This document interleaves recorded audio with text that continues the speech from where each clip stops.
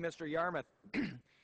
And it's a pleasure to be here with all of you tonight to talk about what's going on in Congress and the change that's coming in this country, a needed change, a change from the direction that was taken in the prior 8 years.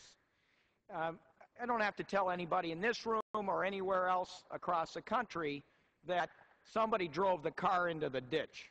And we've got to get that car out of the ditch in terms of the economy, in terms of the financial and housing systems across this country. And so we are grappling with an economy that's struggling at best, a deficit that we've inherited from the Bush administration of well over $1 trillion.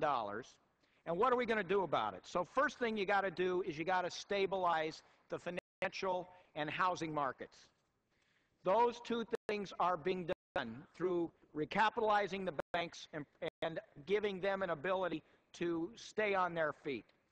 The housing market we need to stabilize, and the administration has a complete program as to how to do that. One, in terms of interest rates that good and creditworthy borrowers can take advantage of like they haven't been able to take advantage in years and years and years. I mean solid loans that aren't fly-by-night, funny baloney types of loans, but 5% interest rate available to good and creditworthy customers. Second, for people who find themselves in markets that are difficult, where the prices of the houses have dropped, but they are paying their way, they're struggling, there is an ability for them under the administration's proposal to refinance so that they too can take advantage of low mortgage rates that are available today. And for those who've been laid off or are otherwise having trouble with their homes and their mortgages, there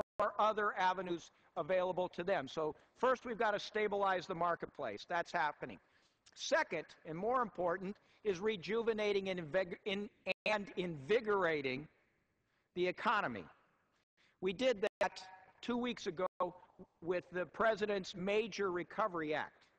There are components in that of investing in America like we've never done before, or we haven't done for years and years and years. And that investment costs money. There is no question about a family or a business or a country. There are times you have to invest. And we have invested, and those returns, pardon me, we're going to see in a new energy economy, in a change in how we deal with our healthcare system, and rebuilding our infrastructure. Those returns are going to be long-term, but they are jobs today. Jobs in America today, jobs that we need desperately from coast to coast. The third piece in getting this country back on track and changing its direction and getting that car out of the ditch is to restore confidence in both the economy and the financial systems. And we are working to see which regulations, which laws that were eliminated should be reinstated, and which laws or regulations have compounded the problem and should be eliminated, so that we can restore confidence, reinvigorate the economy, and stabilize the markets.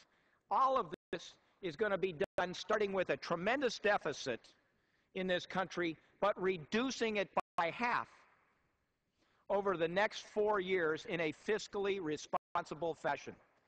There is a lot of hard work for us here in Congress, but even more hard work for people all across this country. But this country is capable of doing it, has done it time and time and time again, and we will get the car out of the ditch. We've got an administration and a Congress that is dedicated to doing that, and so we will change the direction of this nation and get it back on track. And with that, to my friend from Kentucky, I yield back.